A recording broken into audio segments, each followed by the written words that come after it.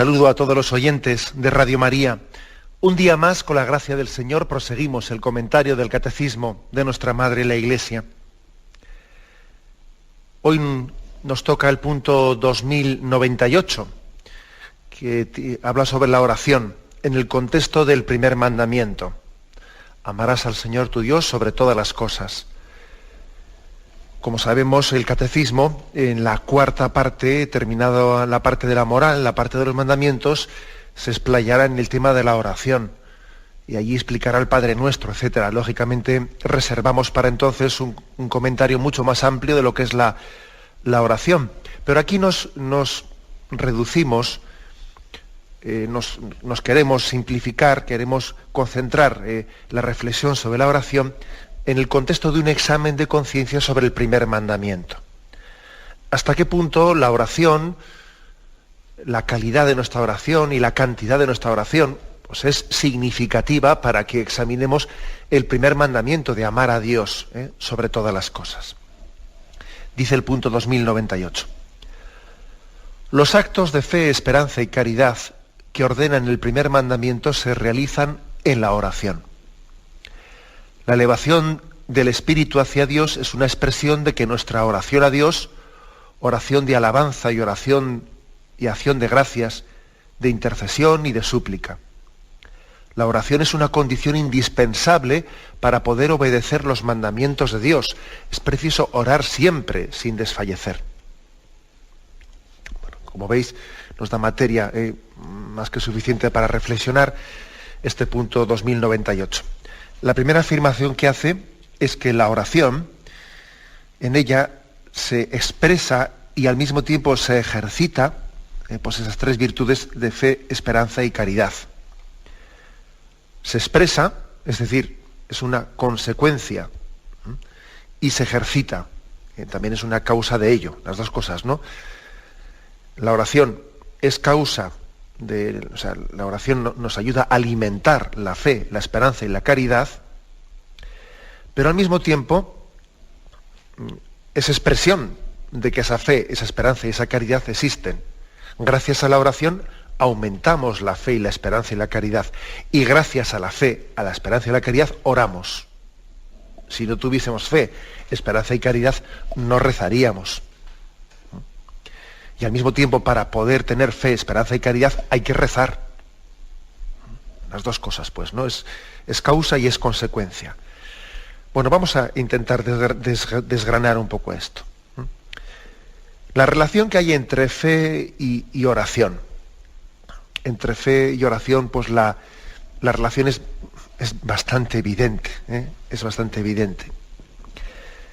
La fe es esa conciencia viva de la presencia de Dios en nuestra vida, de la presencia de Dios. La fe es una conciencia viva de que no estoy yo solo, no soy yo el único protagonista de mi vida.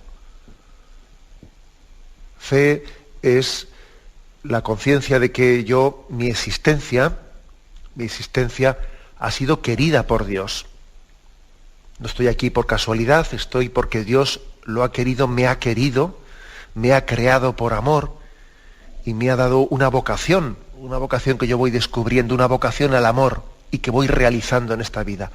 Por lo tanto, tener fe es tanto como decir, yo no tengo un plan, yo no formo parte de un plan inventado por mí, sino que yo tengo que descubrir esa vocación que Dios, ¿no?, en la que Dios me ha creado. No estoy yo solo. Dios está junto a mí, o yo estoy junto a Dios, mejor dicho. Yo estoy junto a Dios. Bueno, lógicamente, el que tiene fe y tiene esa conciencia de que no estoy yo solo, de esa fe tiene que brotar la oración.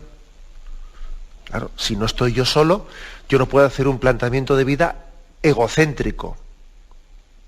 Egocéntrico en el que el egoísta es aquel que plantea las cosas como si solamente existiese su yo. Pero es que el que tiene fe sabe que hay un tú, y además no un tú cualquiera, o sea, un tú, pues vamos, absoluto, ¿no?, que es el de Dios. Y entonces, lógicamente, plantea, es necesario tener comunicación con Dios. El que no hace oración En el fondo tiene un planteamiento de vida egocéntrico, en el que él piensa que la vida comienza en él y termina en él. Poniendo algunos ejemplos comparativos, ¿no? Pues sería aquel cristiano que no hiciese oración, o que sí, que en teoría, ¿no? Él dice que tiene fe, pero que no hace oración, pues bueno, pues sería algo parecido al de ese esposo, ese marido o esa esposa, bueno, que plantea su matrimonio como si únicamente existiese él, y no habla, no tiene diálogo con su marido o con su esposa, no tiene diálogo, sino que él va adelante con sus cosas y ya se enterará mi mujer de lo que, vamos, se va procediendo por la ley de hechos consumados, no hay diálogo, no hay comunicación, cada uno vive en su mundo aislado. Sí, sé que tengo una mujer ahí, ¿no? Sé que tengo un marido, pero vamos, cada uno hacemos nuestra vida aparte y cada uno tenemos nuestro mundo incomunicado, ¿no? Pues lógicamente ese planteamiento, todos somos conscientes de que eso es la ruina del matrimonio, es la tumba de una familia, ¿no? Eso es condenar a la familia a la infelicidad, porque ¿qué proyecto de matrimonio es ese que no existe comunicación, ¿no? Es un planteamiento egocéntrico, ¿no?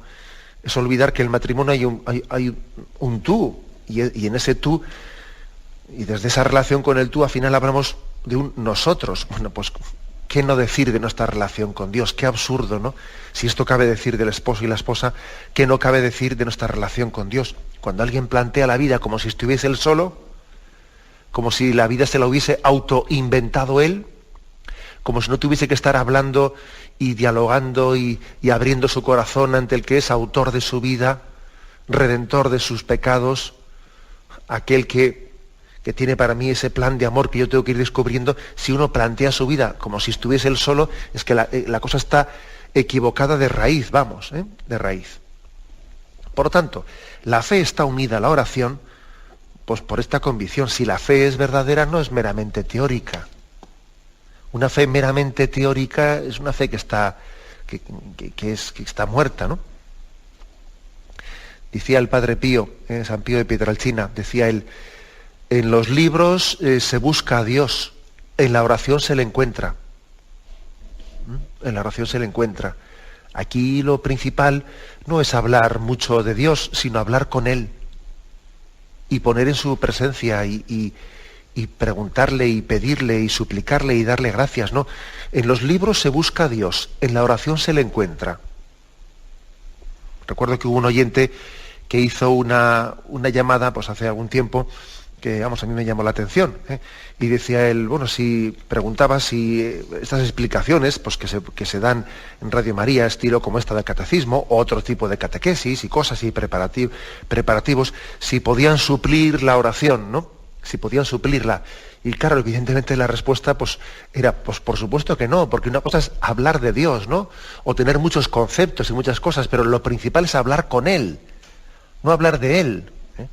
O sea, la fe, para que no se reduzca, ¿no?, a algo conceptual, algo teórico, es importantísimo, ¿no?, que se traduzca en una oración. Si creo en la existencia de Dios, pues lógicamente de ahí se desprende que no entiendo mi vida sin estar relacionado con Él. Bueno, ese es por lo tanto un convencimiento básico, de por qué la fe, si no está muerta, se expresa inmediatamente en la oración, ¿no? La carta de Santiago insiste mucho en que la fe sin obras está muerta. ¿De qué te sirve una fe sin obras? Bueno, pues podríamos decir lo mismo. La fe sin oración está muerta. Es una teoría. Yo creo en Dios en teoría. Tengo unas convicciones teóricas. Y existen muchas personas que tienen una adhesión a una tradición, tienen una adhesión a unos principios en los que han sido educados, no los cuestionan, pero es una tradición que no es viva, porque yo no tengo una relación personal con Jesús, con el Señor. Es como quien respeta unos principios de museo, que están ahí puestos en una vitrina y que allí están ahí encerrados para que no cojan polvo, ¿no? Pero que no tengo yo una relación personal con Dios. Entonces, bueno, existe ese riesgo, pues de una fe entendida meramente como una tradición o como una teoría con la que no tengo una relación viva. Y bueno, pues este es uno de los principios básicos. Por otra parte, ¿no? El que tiene fe sabe que antes de que yo le busque a Dios, Dios ya me está buscando a mí. Es decir, yo no buscaría el rostro de Dios si Él no hubiese puesto ya su mirada sobre mí. Con lo cual, la oración en el fondo es una respuesta. O sea, es decir, no es únicamente a que a mí se me ocurra decirle algo a Dios, es que Él te está diciendo a ti. Y por lo tanto, no orar es no responder a Dios, ¿no? Es hacerte el sordo. La oración antes de una llamada es una respuesta. Eso no sé si caemos en cuenta de ello, pero es muy básico, ¿no? La oración, mucho antes de ser una llamada, es una respuesta. Nuestra oración de petición, paradójicamente, es una respuesta, no es una llamada tuya. Antes de que tú le estés pidiendo a Dios, es Él el que te ha llamado para que le pidas.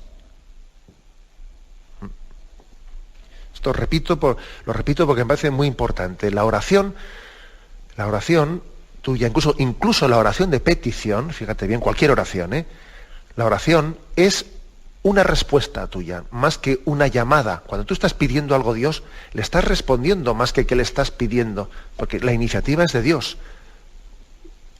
Y lógicamente el que tiene fe sabe que la iniciativa es de Dios y que Dios ha salido en búsqueda del hombre y que antes de que tú le buscases, Él ya te había encontrado, ¿no?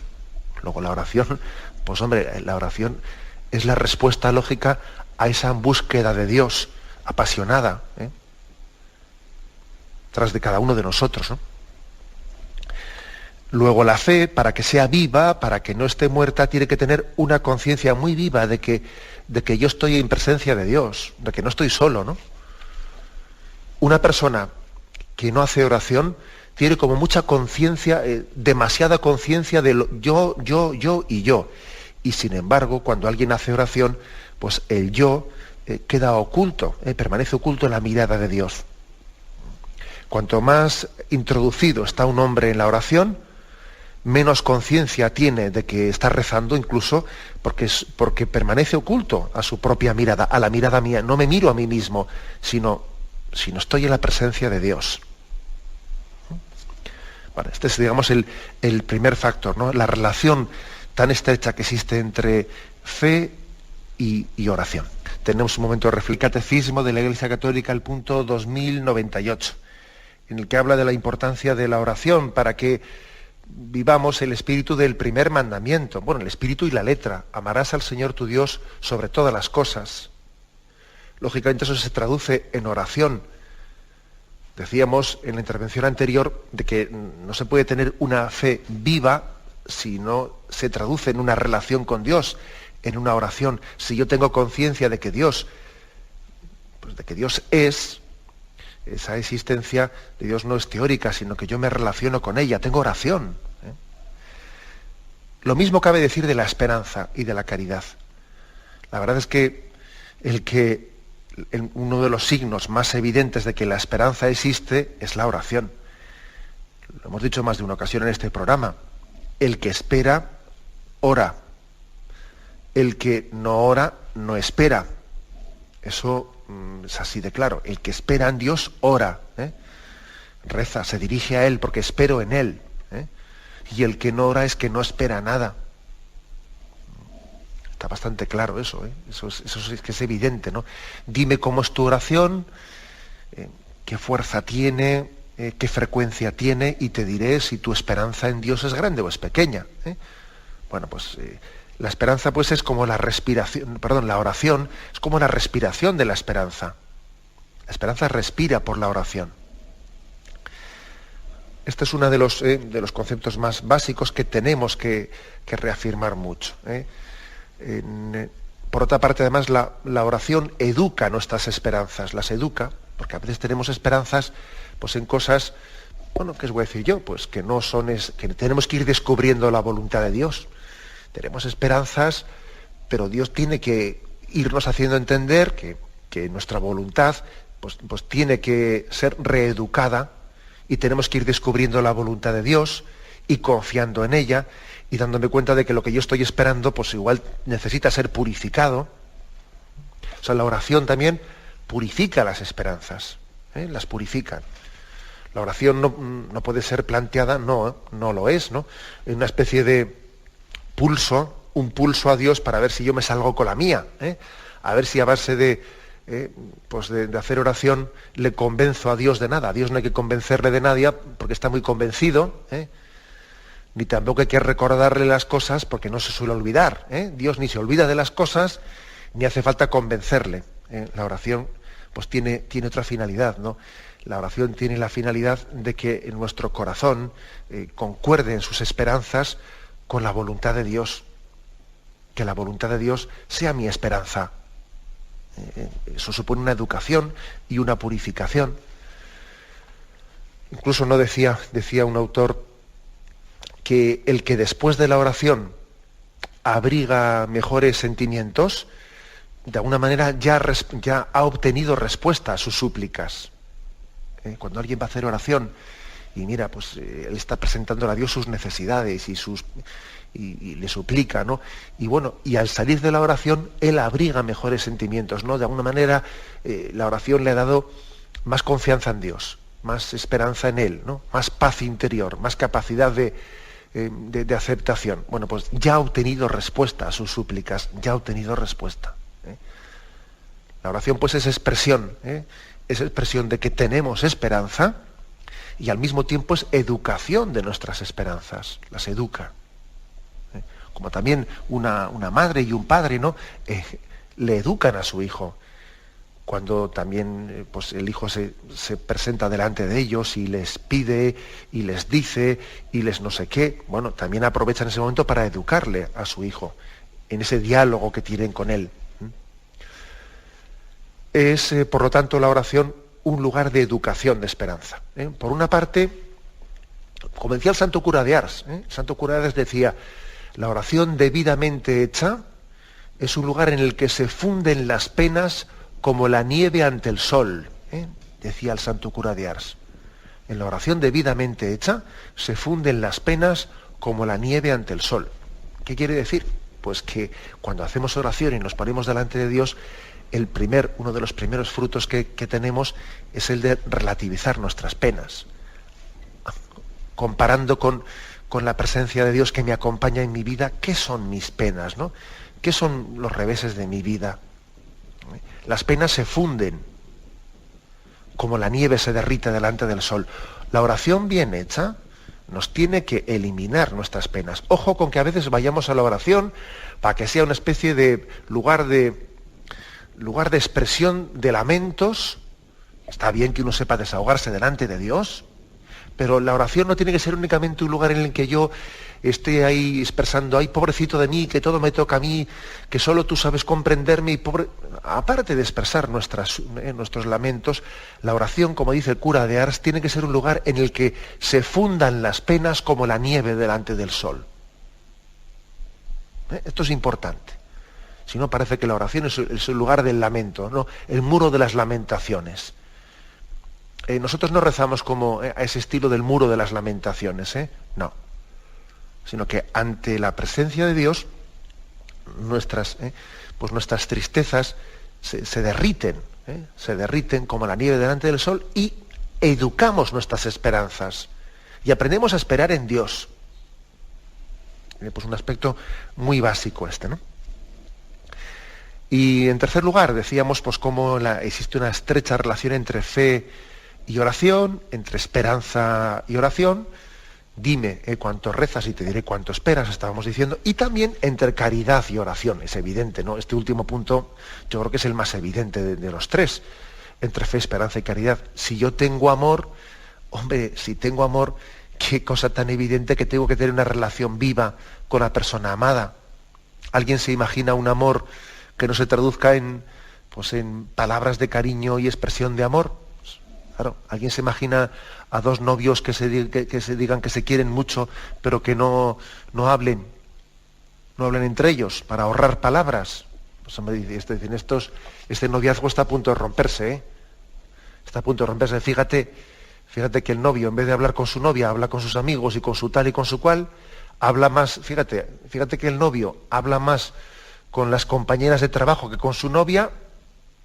¿Ahí qué pasa? Pues a ese noviazgo le quedan 2 días, ¿no? Bueno, pues ese ejemplo que lo pongo un poco así en plan de guasa, ¿no?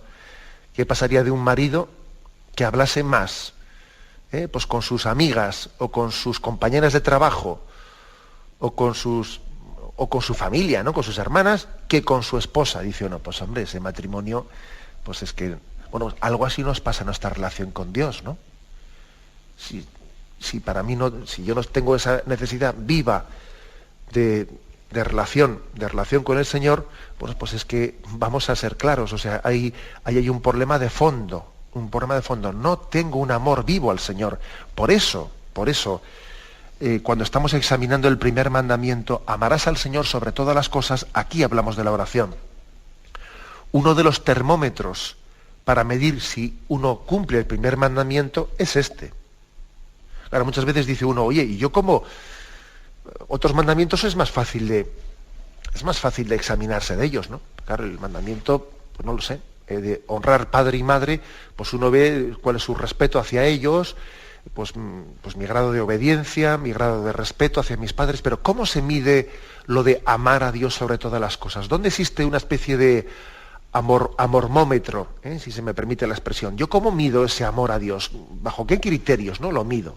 Bueno, pues aquí tenemos uno, bien claro, la oración. Si yo amo a Dios sobre todas las cosas, lógicamente la oración es evidente. Yo no puedo amar a una persona sin hablar con ella y no cultivar ese amor, y no cultivarlo. Bueno, alguno me dirá, bueno, pero es que a veces se deja de rezar, bueno, pues porque la vida nos arrastra, porque no queramos o porque no le queramos a Dios, sino porque tenemos una vida muy desordenada y entonces terminamos por dejar y abandonar ciertas prácticas que teníamos. Bueno, eso es verdad, pero no es verdad del todo. En primer lugar, porque otras cosas no las abandonamos, ¿no? Yo no conozco a nadie que esté tan ocupado que se le olvide de comer o que no tenga tiempo para comer. Eso no lo conozco yo. O sea, todos, sin darnos cuenta, vemos que priorizamos, ¿no? Cuando estamos muy ocupados, priorizamos cosas unas sobre las otras. Entonces, en primer lugar, no nos creamos tan fácil eso de que yo si he dejado de rezar, si he dejado de hacer oración, no es porque no tenga fe o porque no tenga amor a Dios o no tenga esperanza, sino que es porque estoy muy ocupado. No te creas tan fácil eso. No te lo creas. Haz un examen más profundo. Porque el amor saca tiempo de donde no lo hay. Es así. El amor saca tiempo de donde no lo hay. Y luego además, pues es que es incluso aunque algunas de esas causas, no justificaciones, pues puedan tener parte de verdad, es que es importantísimo volver al amor primero. En la relación con Dios no se puede vivir de las rentas. No se puede vivir de las rentas, ¿no? La relación con Dios o es viva, o está siendo cultivada, o está poco a poco desapareciendo, es así. En la relación con Dios no se puede vivir de las rentas, como mucha gente cree. Dice, no, si a mí cuando era pequeño ya me enseñaron bien las cosas, y además yo entonces fui mucho a misa, como te dicen algunos, entonces yo fui mucho a misa, y allí quedó eso, allí quedó. No. No se puede vivir de las rentas nuestra relación con Dios. Es una amistad. Y la amistad que no se cultiva, pues evidentemente se enfría. Y al final ahí no hay amistad.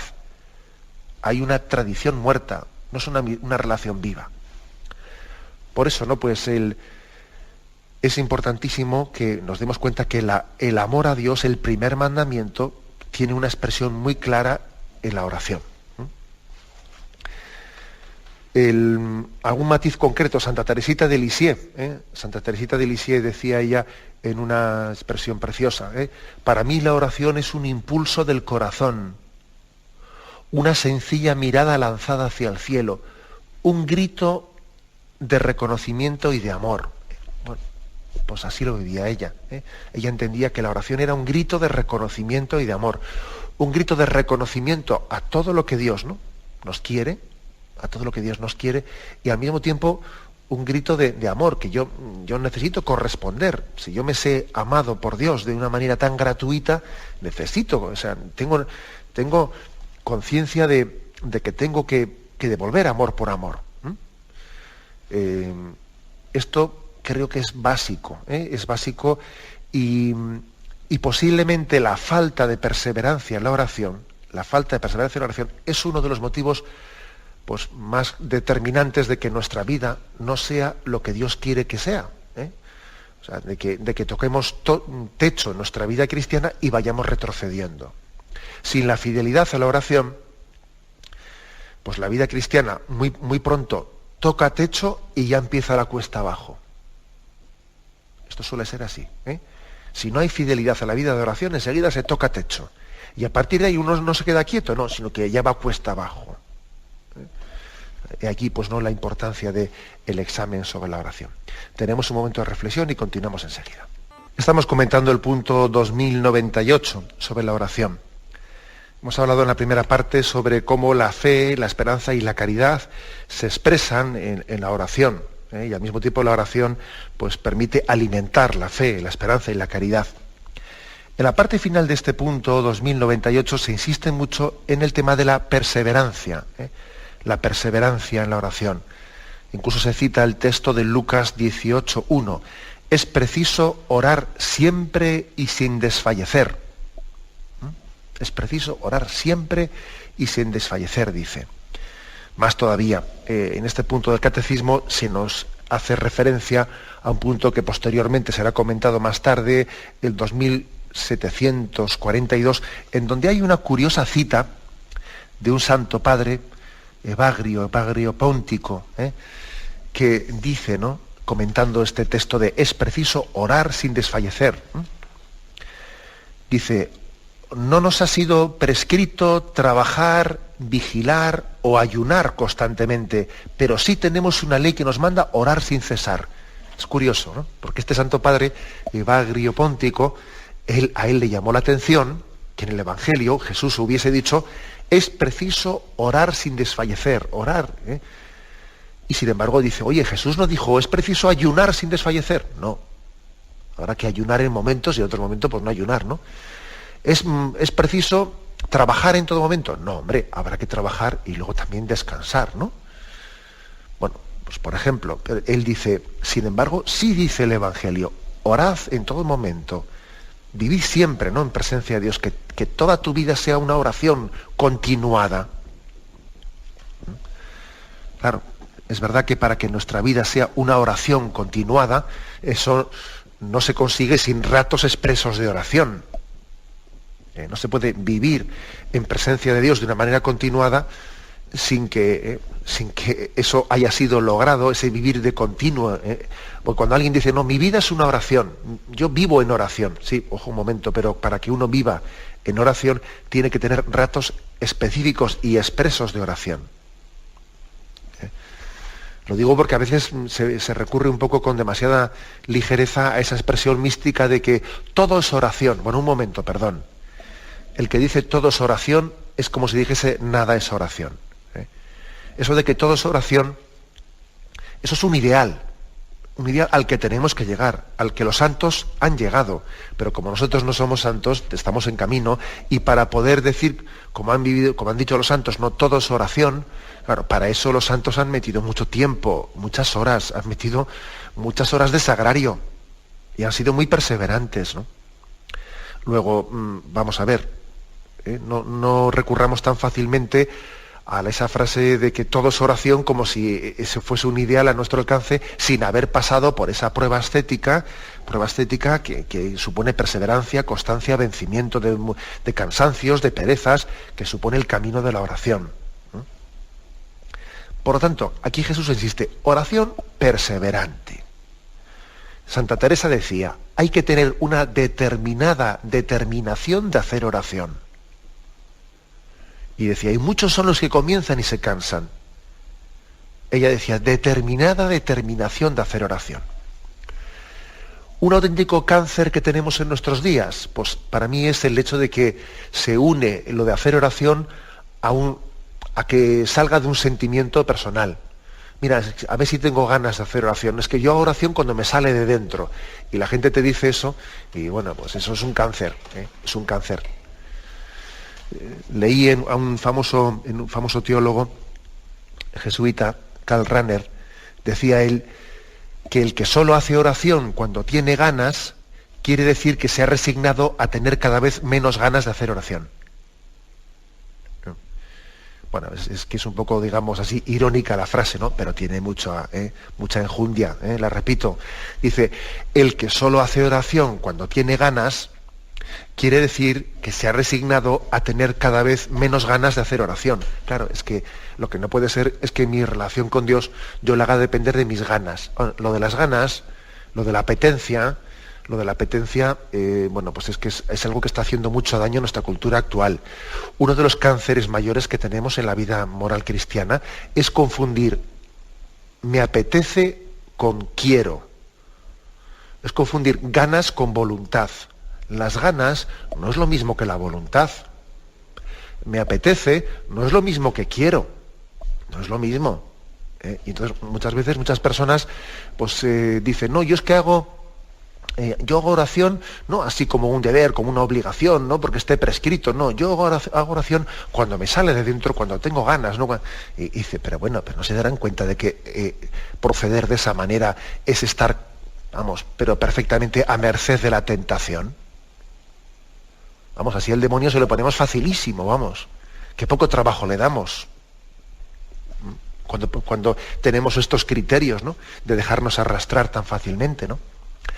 El que solo hace oración cuando tiene ganas, quiere decir que se ha resignado a tener cada vez menos ganas de hacer oración. O sea, la oración tiene que partir de un convencimiento de que necesito de Dios, necesito relacionarme con Él. Sin Dios no somos nada. Como la vid, como los sarmientos tienen que estar unidos a la vid, porque si se separan de la vid se secan, así también nosotros tenemos que estar pues vitalmente unidos a Dios, no solo teóricamente, ¿no? Sino vitalmente, y la oración forma parte de esa vitalidad, al igual que los sacramentos forman parte de esa vitalidad. Es por lo tanto importante, ¿no? este concepto, este aspecto. Lo que decía Santa Teresa, maestra de oración, es del todo necesario que en la vida cristiana exista una determinada determinación de hacer oración. Y para ello también pues, se exige un método y se exige una disciplina. Y claro, a algunas personas les parece esto contradictorio. Porque claro, como la relación con Dios es algo tan vital, una amistad, dicen o piensan, ¿no? Una amistad no se puede someter a un reglamento. No, hombre, la amistad tiene que ser espontánea. Yo con mi amigo, con un amigo mío, no tengo un reglamento en el que diga, a ver, nos vamos a llamar de tal a tal hora, nos vamos a ver, sino que surge espontáneamente, ¿no? No se puede someter a reglas o a métodos una amistad, y la oración es una amistad. Luego yo no puedo pretender que la oración tenga, pues eso, una exigencia de tanto tiempo, ni de... Bueno, esa forma de razonar es muy ingenua, porque claro, nuestra relación con Dios, como partimos de nuestra condición carnal, que nos cuesta relacionarnos con Dios, a quien no somos capaces de percibir desde nuestros sentidos, y tenemos, por tanto, la oración supone, ¿no? una superación, bueno, supone también una educación, ¿no? Y eso supone un método, supone también un educar a nuestra voluntad, para realizar un ejercicio de relación con Dios que a veces tiene que sobreponerse a la apetencia, y sobreponerse también a lo que sensiblemente podemos percibir, ¿no? Entonces, no es contradictorio el que la relación con Dios sea una relación de amistad y al mismo tiempo sea una relación que yo me la autodisciplino, es decir, me la exijo, me pongo un tiempo mínimo, y a mí mismo me digo, oye, que voy a autoexigirme el hacer este rato de oración, porque sé que si no me lo autoexijo, voy a menos y voy a menos. O sea, no es contradictorio el afirmar que la oración es un tú a tú de amistad y al mismo tiempo que nos lo exijamos. No es contradictorio, porque tenemos una condición carnal que lógicamente hay que educarla y hay que atarla corto, como se dice, hay que atarnos corto para que la carne se someta al espíritu. De lo contrario ya sabemos lo que va a pasar, ¿eh? Necesitamos atarnos corto. Bueno, pues por lo tanto aquí este punto 2098 insiste en que es preciso orar siempre sin desfallecer, ¿eh? Padre Pío, ya veis que yo soy muy amante de él y le cito muchas veces, el Padre Pío decía que la oración debe ser insistente, ya que la insistencia pone de manifiesto la fe. Claro. De hecho, aquel pasaje del Evangelio en el que habla de aquel hombre que tocaba y llamaba a la hora inoportuna, ¿no? Y tocaba la puerta diciendo, el otro decía, mira, aunque sea pues para que me deje dormir tranquilo, voy, me levanto y le doy lo que me pide. O sea, es decir, la insistencia pone de manifiesto la fe. Pone de manifiesto la fe. Alguno comentando este pasaje del Evangelio, ¿no? Del vecino que a horas intempestivas tocaba la puerta porque diciendo, oye, que tenía una visita y necesito que me des esto, lo otro, tal. Decía, por una parte, supone que tenía mucha confianza, porque si no, a ver quién, si no tiene confianza, mucha confianza con una persona, le toca la puerta a la 1 de la mañana para decirle, oye, que es que he recibido una visita, écheme una mano. Para poder ser así de insistente, para poder dar tanto la lata, hay que tener confianza, si no es imposible, ¿no? Segundo, convicción de que esa persona me puede ayudar. Y por eso le toca la puerta, ¿no? A esas horas, ¿no? Y esperanza de que lo va a hacer. O sea, que es que el fondo hace falta las tres cosas, ¿no? Esa parábola en la que de aquel vecino inoportuno, lógicamente Jesús la utiliza no para decirnos que seamos inoportunos, ¿no? Sino para subrayar que la inoportunidad de aquel hombre que era capaz de tocar la puerta a esas horas de la madrugada suponía que, primero, que tenía fe firme en su vecino, que tenía esperanza en que le iba a ayudar, ¿eh? y que tenía una gran confianza con él. Tenía una gran confianza, tenía un gran amor, de lo contrario no se hubiese atrevido a tal cosa, ¿no? O sea que la oración, como decía el Padre Pío, debe ser insistente, porque si no es insistente es que falta fe. No me atrevo mucho yo, ¿no? Con Dios, no, me falta confianza con Él. La insistencia en la oración es signo de que me fío más de Dios que de mí mismo. Que de mí mismo. Por otra parte, aquí dice, ¿no? La oración es una condición indispensable para poder obedecer los mandamientos de Dios. Por eso es necesario orar sin desfallecer. Porque sin la ayuda de Dios, sin la fuerza de Dios, no voy a ser capaz de cumplir los 10 mandamientos. Los 10 mandamientos son posibles cuando los vivimos unidos a Dios. Unidos a Dios, yo creo que incluso no únicamente son posibles, sino que uno gozosamente pues, vive los mandamientos. Sin embargo, como te separes de Él, como no tengas una oración estrecha con Él, se te hacen insufribles, se te hacen incumplibles. Dice uno, pero ¿yo cómo puedo? Si es que, claro, si uno está lleno de Dios, los mandamientos son gozosos. Sin Dios los mandamientos son cuesta arriba, ¿no? El estar unido a Dios no es que cambie los mandamientos, pero parece que en vez de cuesta arriba son cuesta abajo. Es que es muy distinto, porque no es lo mismo que yo afronte unos preceptos yo solo, ¿no? Que parece que son una especie de restricciones de mi libertad, ¿no?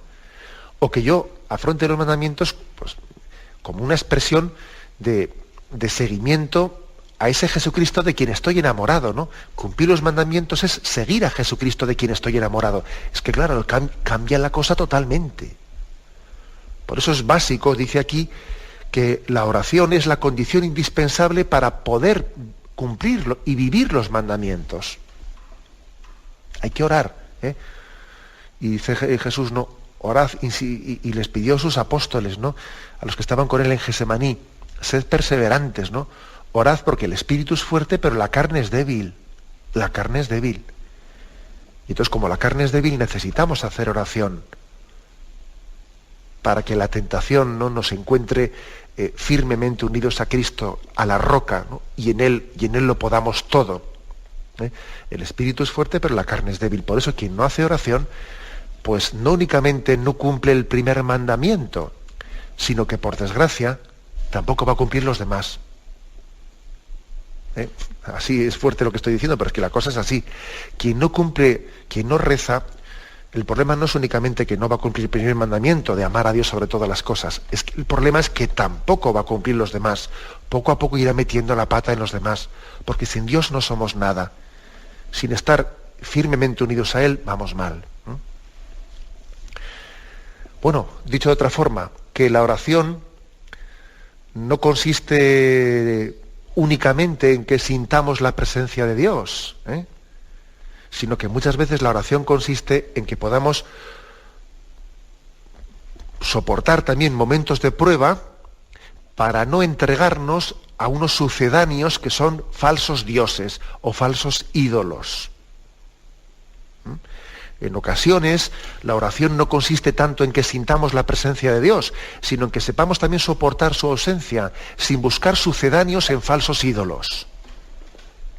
Porque es verdad que también a veces la oración, bueno, pues así como hay momentos de un gozo muy grande por la presencia de Dios, también hay momentos de prueba y de oscuridad, ¿no? Pero que estando unidos a Dios, mira, por lo menos no nos entregamos a los falsos dioses. Y no idolatrizamos, ¿no? Muchas cosas a las que el hombre debe ser dueño y señor de ellas, y no esclavo de ellas. Por eso insisto, que la oración es necesaria no solo para cumplir el primer mandamiento, sino también para poder cumplir el resto de los mandamientos. Porque, como decía el Señor en el Evangelio de San Juan, sin mí no podéis hacer nada. Y una de las consecuencias prácticas de esa expresión del Señor, de que nada sin la gracia de Dios, pues es la oración, evidentemente. Bien, lo dejamos aquí. Hemos querido comentar el punto 2098 sobre la oración. Y ahora damos paso a la intervención de los oyentes. Podéis llamar al teléfono 917-107-700. 917-107-700. Sí, buenos días. ¿Con quién hablamos? Hola, buenos días, padre. Buenos días, adelante. Mire, padre, es que mi pregunta es la siguiente. Cuando uno está muy ocupado y tiene muchísimo trabajo, a veces le aconsejan, por ejemplo, le cuento mi caso, pues tienes mucho trabajo, tienes muchos hijos, pues tu oración es, mientras estás haciendo las cosas, vas diciendo jaculatorias. Fíjese, padre, yo pienso que es un error porque yo creo que sin la oración no se puede vivir y a mí me está afectando. Creo que me está haciendo daño eso de no sentarme un rato a hacer oración. No sé si me he entendido la pregunta, padre. Sí, le he entendido, sí. Gracias. Pues vamos a ver, yo creo que el oyente tiene razón. Y claro, y también me parece que es una tentación para los directores espirituales o para los confesores, cuando ven una persona que con toda la buena voluntad pues les dice, no, es que tengo pues eso, no, todos estos niños y claro, pues todos sabemos lo que es una casa, y una casa, pues la verdad es que mover a los niños es que es heroico, Los que hemos ido a una casa y ve allí que en una familia, con una familia numerosa, o incluso aunque no sea numerosa, ¿no? Porque mover a todos los niños y ponerlos en marcha, etcétera, pues es heroico. Es heroico. Bueno, entonces pues puede existir la tentación de decir, bueno, mira, aunque no puedas hacer oración, pues si puedes por lo menos hacer las cosas en presencia de Dios, si dices alguna ejaculatoria. Bueno, yo creo que es una tentación decir eso, porque me parece que al final tenemos que alimentar ese momento con ratos explícitos de estar con el Señor. Yo cuento una anécdota que a mí me dejó impresionado. Siendo yo seminarista, la Madre Teresa de Calcuta hizo una visita a España, y entonces estuvo también en el seminario de Toledo, donde yo era seminarista, y nos dio un retiro. Nos dio un retiro allí a los seminaristas. Ella hablaba en inglés y había un traductor que le traducía al castellano, ¿no? Teníamos el Santísimo expuesto y allí nos dio ella el retiro. Y me acuerdo que ella decía que en los primeros momentos de la vida en Calcuta, que ellas tenían una hora de oración al principio, una hora diaria de oración, y que se veían impotentes pues para llegar a todo el trabajo que tenían que hacer en la calle, ¿no? Veían que no eran capaces de atender a todos los moribundos de Calcuta, que se quedaban cortas, que no les daba la jornada, ¿no? Que no les daba la vida. Y entonces en la primera reunión, el primer capítulo general que tuvo la orden, pues plantearon ese asunto de qué hacían ante esa casi imposibilidad, de cómo ordenar su tiempo, ¿no? Vista la imposibilidad, ¿no?, de poder llegar a todo. Que cada una de ellas pidió luz al Señor, hicieron una oración, y que luego cuando se pusieron compartieron, ¿no?, en conjunto lo que cada una había visto en la oración, todas concluyeron al unísono que el Señor les pedía no hacer una oración al día, sino 2 horas al día. 2 horas al día, pues para que precisamente desde esa conciencia que tenían de imposibilidad, de incapacidad, pues el Señor suscitase más vocaciones y el Señor les hiciese más efectivas para llegar a los demás. Y esa es la lógica de los santos, ¿eh? La lógica nuestra sería, hagamos menos oración porque tenemos muchas cosas que hacer, pero la lógica de la Madre Teresa era distinta. Era la lógica de quien se sabe una pluma en manos de Dios, no de quien se piensa que es el Redentor del mundo. Luego yo creo que lo que dice la oyente, pues tiene razón, tiene razón. Creo que es bueno que aunque sea pues heroico, ¿no?, que busque también en su vida ratos expresos de estar a solas con el Señor. Y el Señor también le bendecirá de esa manera y le dará más capacidad de educar a sus hijos. Adelante, vamos a pasar a un siguiente oyente. Buenos días. Hola, buenos días. Buenos días, le escuchamos. Pues, padre, yo le quería preguntar sobre los riesgos que tiene, que yo observo que parece que tiene la oración en cuanto a que a lo mejor creemos que estamos orando y estamos hablando con nosotros mismos, ¿no? Estamos buscando más que a Dios, no sé, ¿cómo podemos nosotros estar seguros de que aquello que percibimos que Dios nos habla no es fruto de nuestra propia mente, ¿no? Como no estamos buscando más a lo mejor a nosotros mismos que al propio Dios, ¿no? También otro peligro que observo mucho es de que algunas personas tienen como de conjurar, ¿no?, a Dios con, pues bueno, si te rezo esta novena, pues tienes que dar este favor que te pido, y si no me lo pides, pues entonces, bueno, conozco gente que ha terminado su relación contigo porque no obtuvo de él aquello que durante mucho tiempo le pidió. Entonces, ¿qué me dice usted de esto, padre? De acuerdo, muy bien. Pues es interesante lo que dice el oyente. Yo creo que uno de los signos de que la oración está bien hecha es de que nos lleve, un poco en la línea del que hemos explicado hoy, a tener más fe, más confianza y más amor. Es decir, si yo, lo que decía esa cita del cura de Ars, que antes he mentado, ¿no? En la oración, las penas se funden ante Dios como la nieve ante el sol. Entonces, digámoslo, la oración bien hecha me tiene que llevar a relativizar lo mío, a relativizar, a tener más confianza en Dios, a poner mi voluntad en la suya. Señor, lo que tú quieras, cuando tú quieras y como tú quieras, ¿no? Eso es la oración bien hecha. La que me lleva a tener más fe en Él, más esperanza en Él y más amor a Él, más abandono en manos de Dios. La oración se traduce en abandono confiado. Por eso que lo que dice el oyente sobre que a veces uno pues puede hacer unas oraciones que parece que son una especie de chantaje delante de Dios, ¿no? Voy a hacer dos novenas seguidas de no sé qué para que me obtenga lo otro.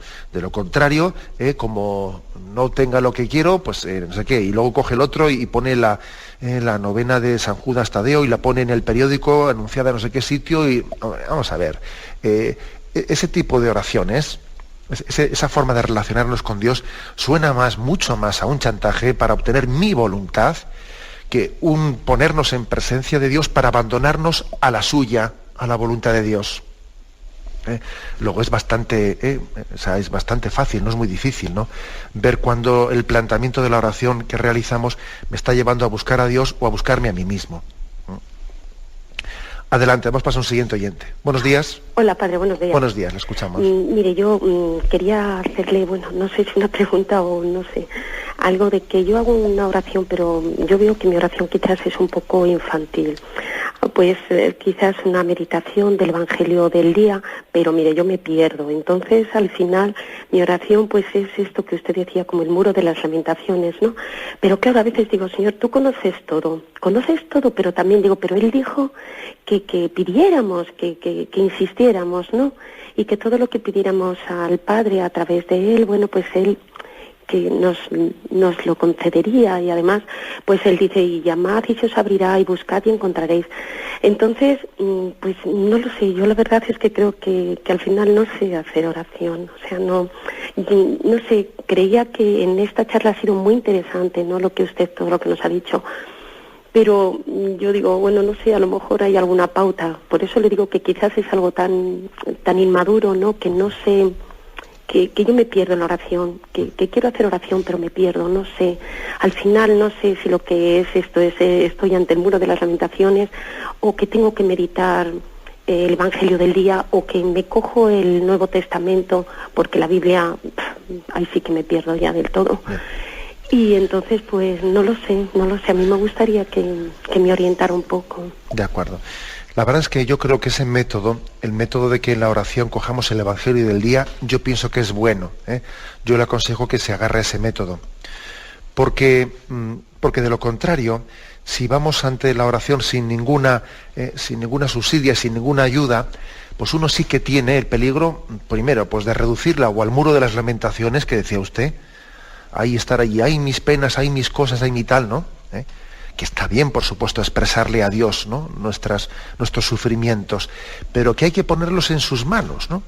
Y una vez que están puestos en sus manos, bueno, pues sí, si los he puesto en sus manos, ya vale ya, ¿eh? O sea, es decir, que yo he venido aquí a poner las cosas en sus manos y a descansar, ¿no? O sea, para no reducir la oración al muro de las lamentaciones, de estarme yo ahí dando, pues un poco autocompasión, o sea, no hay que darse autocompasión en la oración, una especie de falso victimismo, sino aprender a poner las cosas en manos de Dios y bueno, y a confiar, ¿no? Eso en primer lugar, ¿no? Y por eso creo que es bueno, para no caer en ello, también tener, sí, uno habla de sus cosas, le presenta sus cosas, Señor, te presento esto, te presento lo otro, etcétera, y luego también a recibir su palabra a través del Evangelio del día. Porque para que la oración no sea un monólogo, sino sea un diálogo, cuando uno lee el Evangelio del día, está también escuchando la palabra de que Dios le dirige y me dirige, ¿eh? Y en ese Evangelio Dios también me ilumina y me habla y me sugiere cosas, ¿eh? Yo creo que hay que complementar esa expresión de nuestras preocupaciones delante de Dios con esa lectura del Evangelio del día, o con otro método también, ¿no? En la que también permitimos que Dios nos hable, nos ilumine, nos inspire. Yo creo que es un buen método. Y aunque usted tenga conciencia, le parece que está un poco perdida, yo creo que ese método es bueno. No tenga usted esa sensación de que no hace nada, ¿no? Me despido con la bendición de Dios Todopoderoso, Padre, Hijo y Espíritu Santo. Alabado sea Jesucristo.